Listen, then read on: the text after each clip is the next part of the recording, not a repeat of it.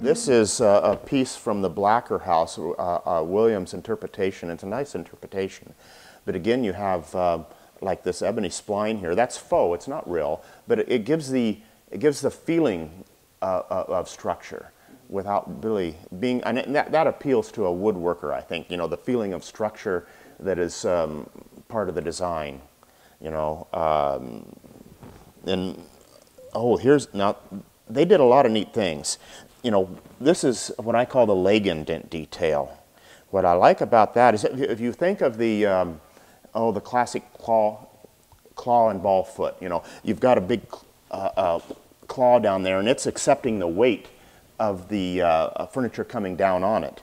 And so it gives substance to it, you know, it's weighted down. This is essentially the same thing in kind of a more subtle way, because this pushes down, and this right area right here, the way I see it, this is just my interpretation, is that all the weight of the piece is pushing down on this part right there, and it feels like it's anchored. Gives the impression of just extra weight. Yes, yes, even though yes. It hasn't increased in thickness. No. It's a visual weight only. Gotcha. Yes.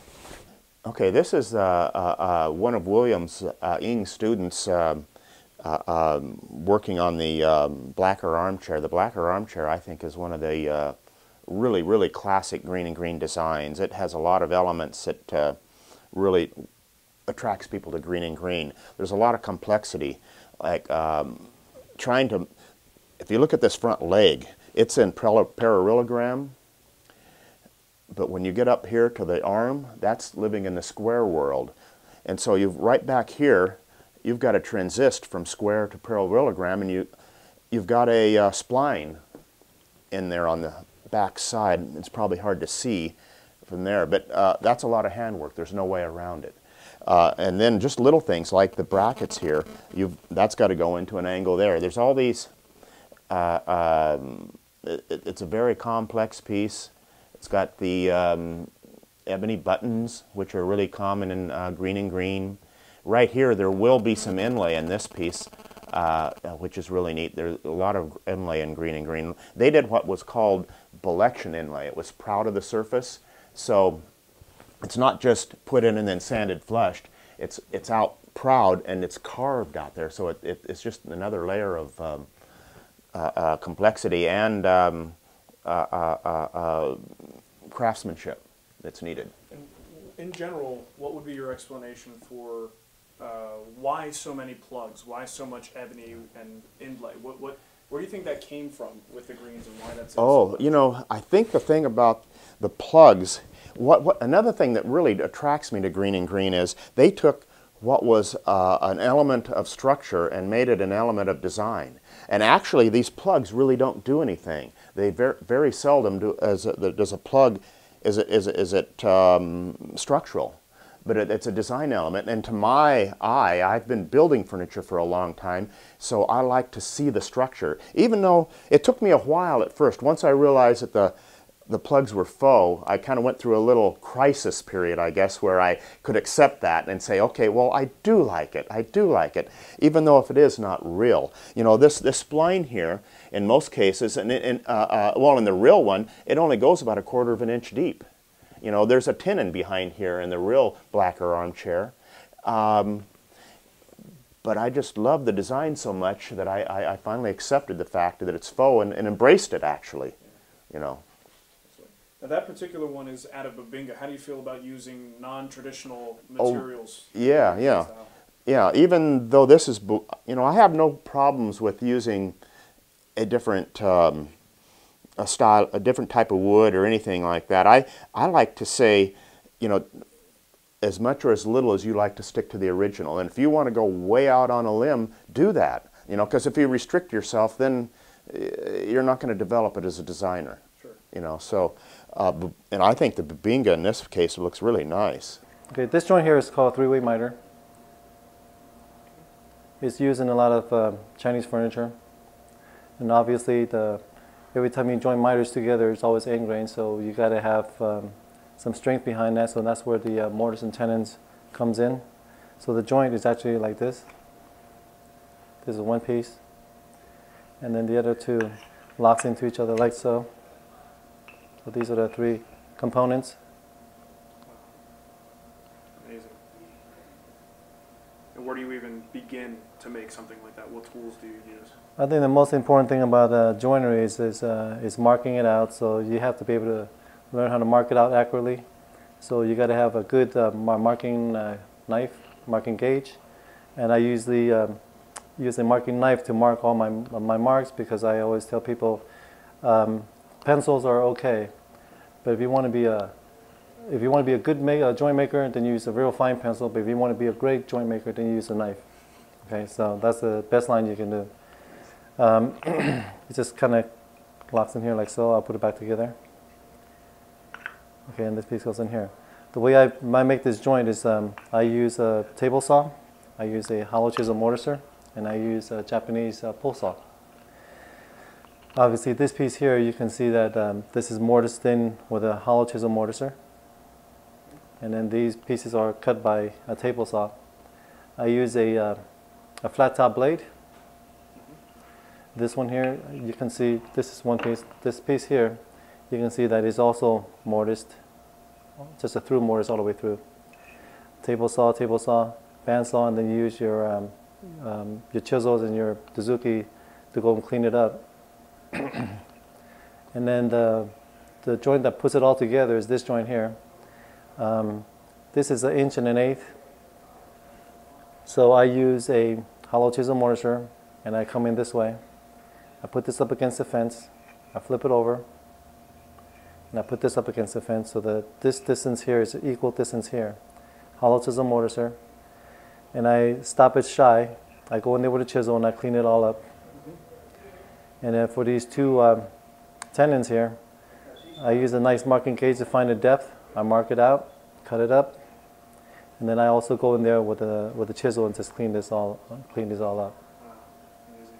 Can you put it back together one more time for us? Yeah.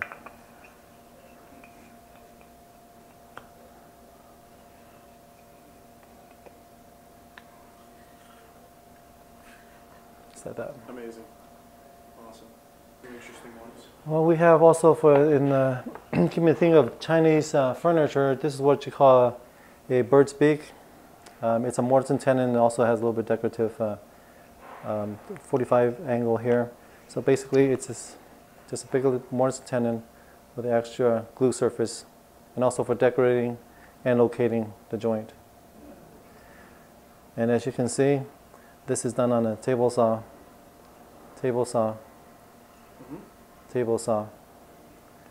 hollow chisel mortiser, and this one here, I just go in there with a Suzuki and just clean it up. Unreal. Because you know that this is exactly 45. Mark out where you are, the gauge, and then cut and clean And up. that little, I guess what would be the bird's beak, does that, how much would you say that strengthens the joint? I mean, it almost makes it somewhat of a bridal joint. It's almost the glue surface, you just double your glue surface by doing it this way. And locks it square. And locks it square also too. Very nice. And how frequently would you say that's used in China or Japan, wherever it originated from? Most furnitures are done this way, so I would say probably 99% of the time of most furnitures with rails, they would probably put this joint in there. So it's a very common joint that you use. Okay. And then we also have a couple of Japanese joints. This one here, I'm sure you've probably seen this one here. Sometimes they call this a gooseneck because it looks like a gooseneck. And a lot of this is done partly table saw and a lot of chisel work. And where would you use this type of joint? This is actually for big temple building constructions. That's how they do joints, big beams together like this. Okay. And also, this is also done by a instructor that actually is here, Jay Van Arsdale. This is also what I call a scarf joint. And this is a very clever little joint because it takes a tiny little piece of wood like this between the two end grains on each side. And it just locks in here like so. And it's very strong. Clever, very clever. And the one thing about this one here, because it is mirror image on both sides, the strength is here. It supports each other this way, also support each other this way, and then with this pin locking in, I don't think this ever come apart like this. We have a joinery class. We go from very basic hand-cut dovetails to more complicated joints like this. This is probably one of our finale. A couple of these joints are we do probably on the fifth day. As long as we learn all the skills of hand cutting to the line, that's what we use. These are just some of the joints that we do. And it's a 5-day course? It's a 5-day class. And we probably end up doing about 2 dozen joints. Okay. This is just a piece of furniture that I'm working on. Actually, I'm kind of writing a little article for on this one here, utilizing some of the joints that we previously talked about.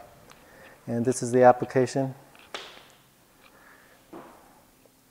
I pulled this one out a little bit, so that just to show you that the joints are actually made that way. Now this is a little bit smaller, so there's more handwork involved, and I didn't use a hollow chisel mortise because the sizes are a lot smaller, so I can't put a hollow chisel mortise in there because they don't make it that small. And this one here, as it goes in, what I did was I actually made the tenons a little longer, because there's a top that goes on there, and this becomes my tenons, and I put a mortise on my top, and it just fits right in there. Nice. Now, will you use glue for all these joints, or will they be glueless? I usually use a little bit of glue. This one here is actually, it doesn't have any glue on there, so you can tell that just by the locking mechanism that I probably don't need any glue, but I usually put a little bit of glue in there anyway, so it's just keep it from moving. This is a plant stand. So I have a top here, the plant goes here, the top here, plant goes here. And I have a little shelf here for your little knickknacks. There is actually a door that's going to be here, and then 2 little drawers. Hopefully I'll be finished it sometime soon.